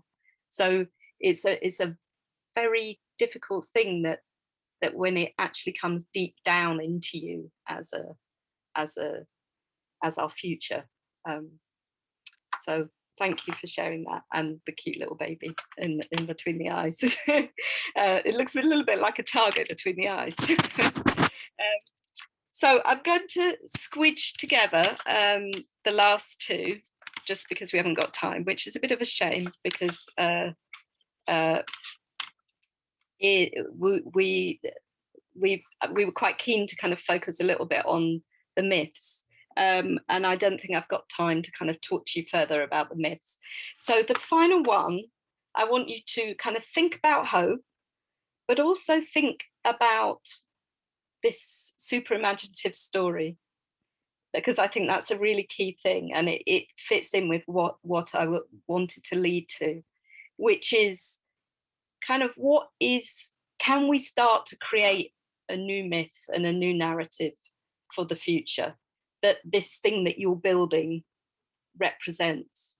Is there something that has emerged from this process that you think could be something new, that could start a new story for you or for the world? It may be that you don't feel that, and that we haven't got that far yet in this process or in our thinking generally. So I want you to have something that responds to the confusion or grief with hope. Maybe think about roles, communities, institutions, who is involved with that. But what is the awakening moment? Is there a point yet where we can awaken to a new story that's of a different imaginative kind of level? So I will give you, again, only a few moments. It's a lot to kind of capture in that, but maybe see also, if you have got physical objects and things, about how to bring them together.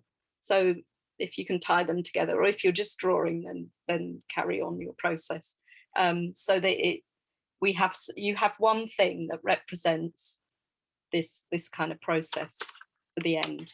And if it's something you can hang in the window in the wind, that even better. So I'll stop talking now and let you get on with it.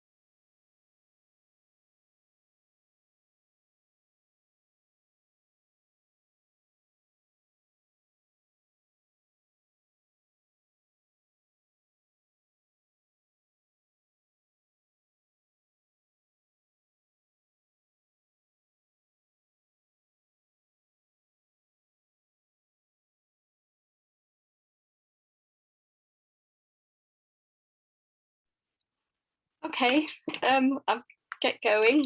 That was really short, sorry. So again, I'll go back to front now based on what's on my screen. So Jazz, do you want to start, or are you still sticking? I can go, that's all right. So I was really desperate to make it hang.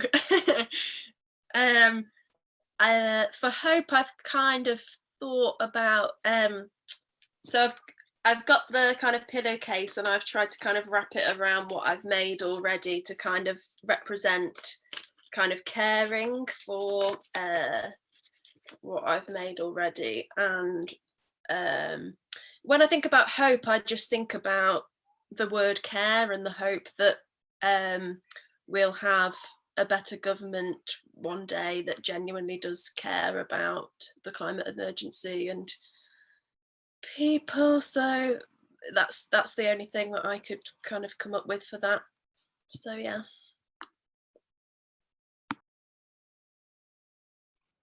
Thank you. It's really cute, and it looks like some kind of future evolved human, which maybe we'll all look like that when we're like kangaroos with babies in our pouches in 800,000 years. So maybe that's your new narrative. You've envisaged the future human, or one version of it. So thank you. Colette. I can't compete with that as an object. That's brilliant, Jess. I want it hanging somewhere in my house. Yeah, I'm just going to revert back to the airplane again. So basically, I'd started kind of folding the original drawing that I'd done of the kind of the representation of Daventry outdoor pool. And yeah, my dog came past and she seemed interested, so I thought I'd show her, and she just took a bite out of it. And then it made me think I was basically going to kind of try and join that with the airplane and with the kind of dismantled ice cream tub, thinking about, obviously there's a lot of issues around this kind of around nostalgia, but also, you know, actions that need to be done now around trying to kind of fight the climate emergency and kind of repair or move back to a phase before where we hadn't done as much damage. But obviously that's gone, like Daventry swimming pool, it's closed, it's a car park, and then thinking about ways that we can, move forward, I guess, to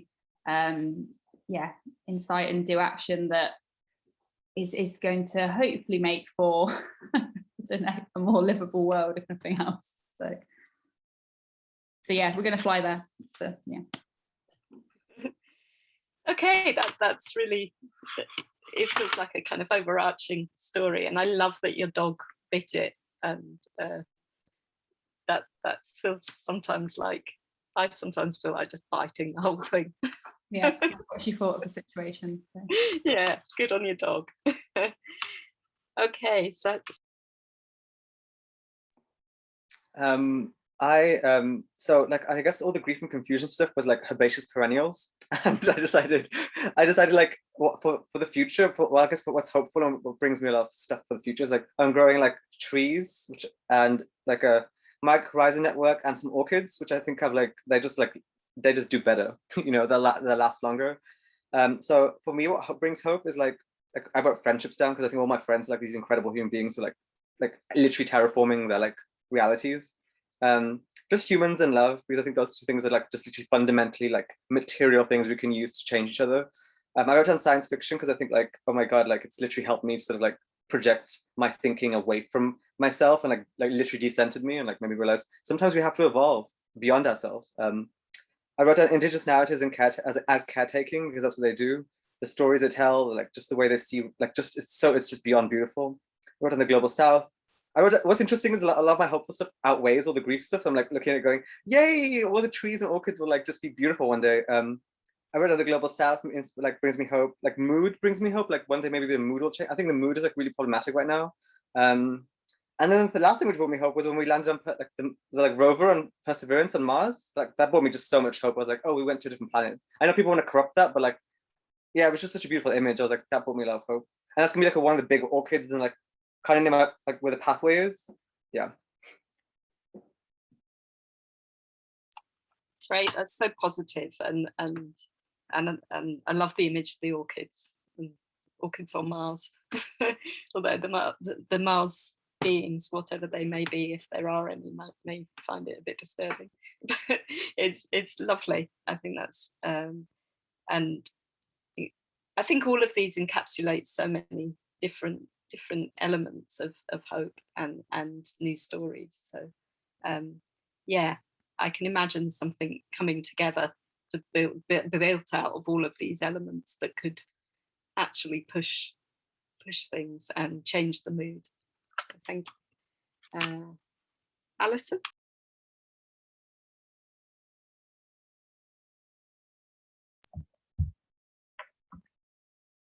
I'm not sure I've got anything to add. Yeah, I don't know where to begin really. I suppose part of the reason I came along to this was because I have a political life and I have an art life, and they don't really seem to come together. And I guess that part of coming to this was to see how they might, how creativity and thinking, as we're doing today, how I could use my political activism in the work. And I'm still confused. Yeah, still confused. In terms of hope, I suppose that I wouldn't say any more than I said before, but no, I don't know.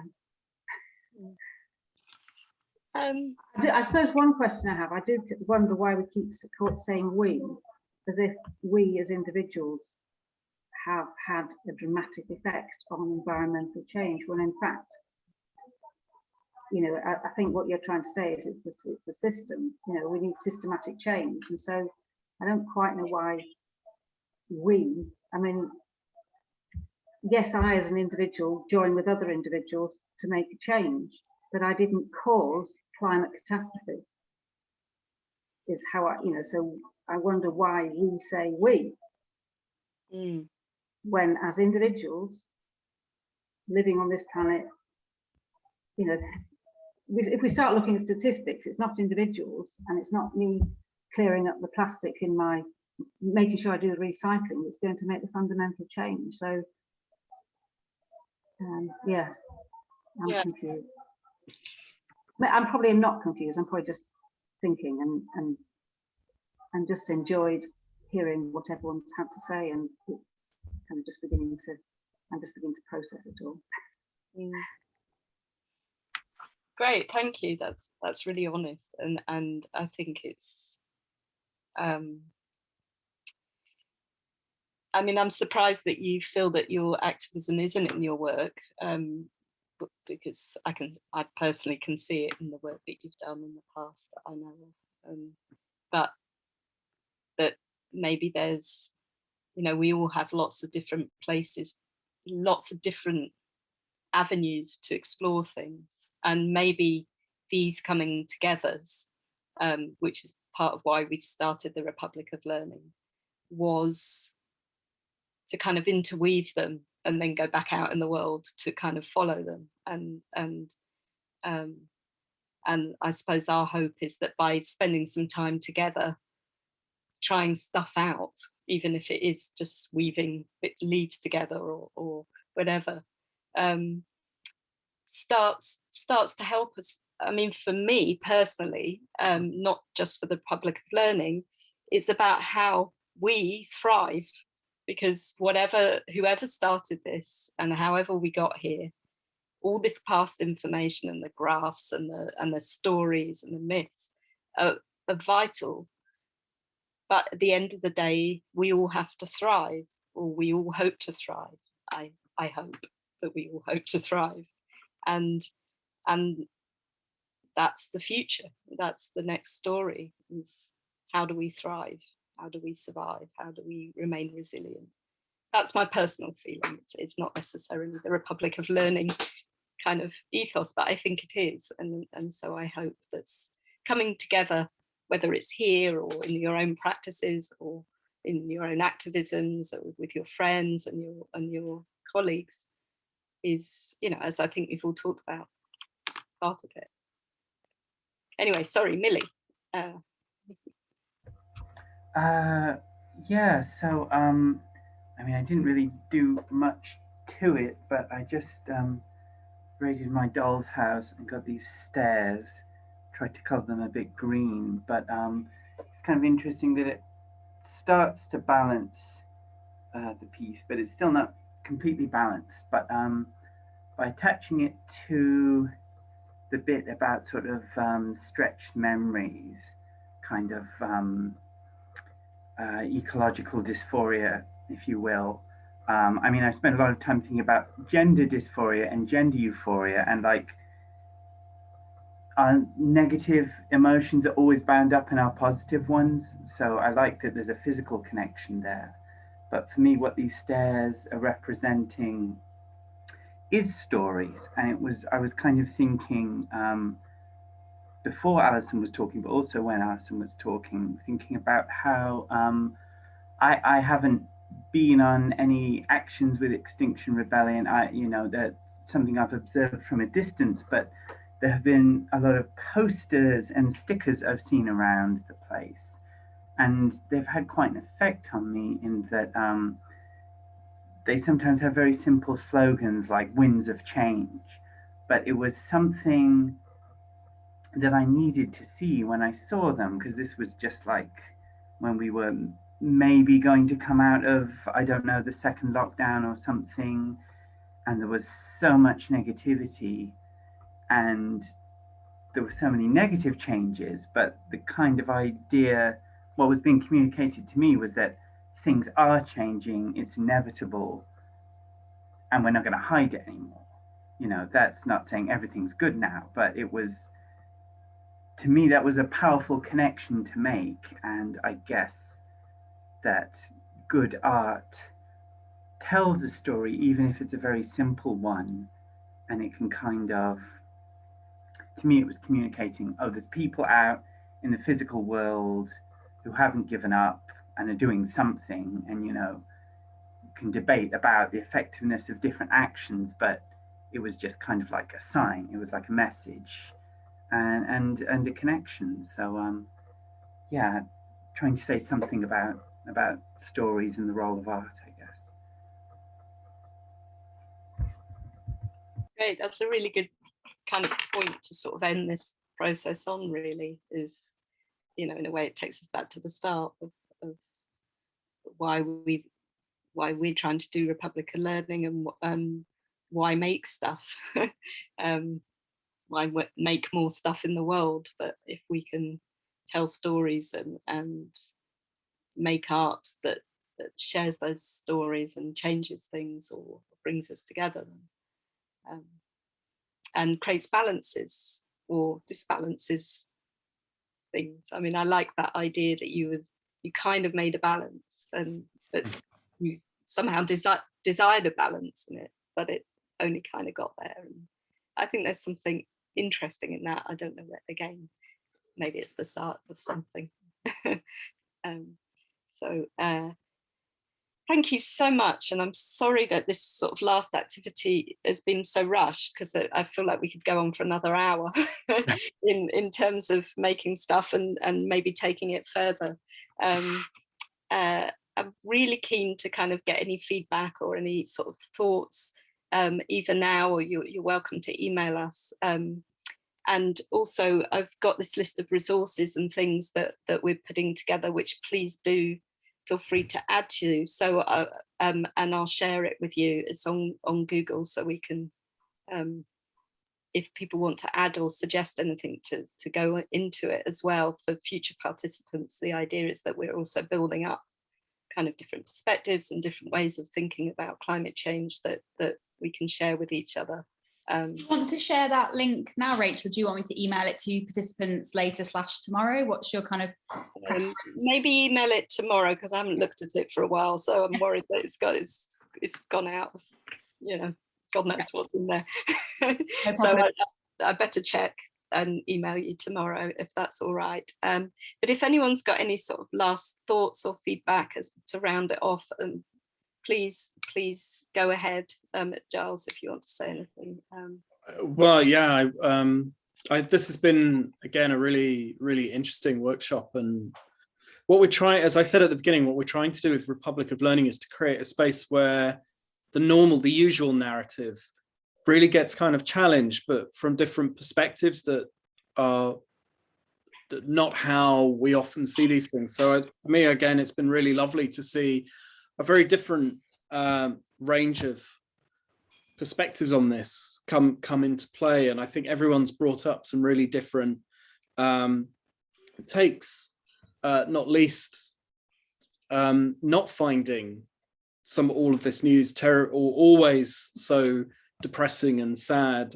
And one of the things that I started to think about a lot in relation to this is the experience of time. And we've talked about that a little this afternoon, both in terms of sort of, what one might think of as a sort of dominant Western time, which is very linear, very, I kept thinking of things like the march of time and the march of progress, and how when we also talked about different cultures, older cultures or other indigenous cultures from other places around the planet, they often, not always, but they often think in terms of a much more cyclical concept and experience of time. And I was thinking about how many cultures use symbols like the spiral or the Ouroboros, the serpent that eats its tail, or the infinity symbol or the yin yang symbol. These circular, cyclical nature of things, how they flow from one thing to another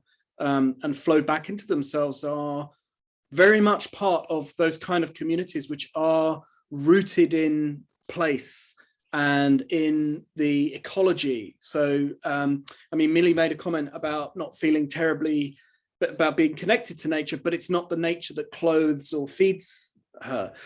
And so I was thinking that was a really interesting contrast to make. So I've done quite a lot of work with an indigenous community in Papua New Guinea who are gardeners. They grow gardens in the jungle, and they have a very complex relationship to place, and their concept of time is just totally different. And so I was thinking about, and they really struggle to understand our disconnection from the land and from the natural world. They have a sense of connection to the other creatures and to the trees and the other fauna and flora that are there. And again, that was something Sajan brought up about this real difference between a sort of, and I think you phrased it really quite well, this kind of colonialism and this whiteness that frightens us. And science it's one of those narratives, but it isn't the only narrative. There are many other narratives that we can kind of tap into and draw on. And I think also, Alison, what you were saying, drawing this sense of a kind of both a confusion and a connection to a politicization is really interesting. And I think it's a moment we are often stuck within between, different places. As artists, like, what are we doing? Are we communicating? Are we raising consciousness? Are we acting? Are we making a difference? I think these are really profound and challenging questions for us as artists and communicators. It's all very well being engaged in these issues, but what effect are we having? Do we have to have an effect? Anyway, so these are just some of the things that sort of really emerged for me from this conversation, amongst many others. I've got pages of notes. But again, this sort of sense of perhaps what I hope for from these sort of the pace of these events and these workshops is that something different emerges for us. Perhaps something unforeseen begins to emerge. It might not be resolved, or it might not form into something particular, but I don't know, it's felt to me very much like there was a thrust of the whole conversation today that was about a sense of regeneration, rather than, you know, progress and growth and the things which industrial capitalism have kind of focused on for the last few centuries. So yeah, some reflections. Some biggies there. Yes. If anyone's got sort of anything really urgent they want to say, please do. Otherwise, drop us an email. Have you got our email address or my email address? Colette? I can share it when I share the resource pack, if you like, if that's good for both of you, and then that'd be great. The other thing is we're making little booklets for each workshop that just kind of has screenshots of the things that we've made, which Giles, I'm dobbing you in here, but hopefully we will be able to do one for this session. I don't know if we will, but we'll give it a go. If you do, we'd love to see that, and then obviously that can be shared as well. So And I mean, I didn't manage to capture screenshots of everything that people made. So if you would like to take a picture of it and send it to us, we'll incorporate it into the booklet and then share it around. Maybe action shots of them hanging and blowing in the wind. Yes, if they do, or of the things growing. An actual shot of your garden, Sir Jan, would be comparison. So if anyone's got anything they want to burning they want to say before we go, please say. I'd like to just say thank you, Rachel and Giles, for putting together and developing and delivering today's workshop. I think it was nice for us to do something a little bit more kind of active together, and that involved kind of physically making with our hands and thinking about that, how that ties in with various kind of issues around the climate emergency and our own practice and our own ways of thinking, and linking these kind of thought processes with physical outputs or kind of physical elements that might feed into our practice. A lot to think about, and thank you obviously everyone for attending the session and for participating and for kind of contributing so much to the conversation and the kind of the conversation that we had here today, and obviously the wider conversation that's going to continue to feed into Rachel and Giles's research. And hopefully from an artist development perspective, you've all kind of found there's been something useful that's come out of the session. Be that either thinking about where the little bell that you've got, Millie, has come from, or be it something wider about how our practice connects with what we really want to be thinking about, or kind of expressing to the outside world. So thank you everyone. I think as Rachel said, unless anyone's got anything else they wanted to add, then we'll wrap things up for this evening and say have a nice night. Thank you. Brilliant. Thanks. Thank you. Okay everyone, see you soon. Take care everyone. Cheers. Bye.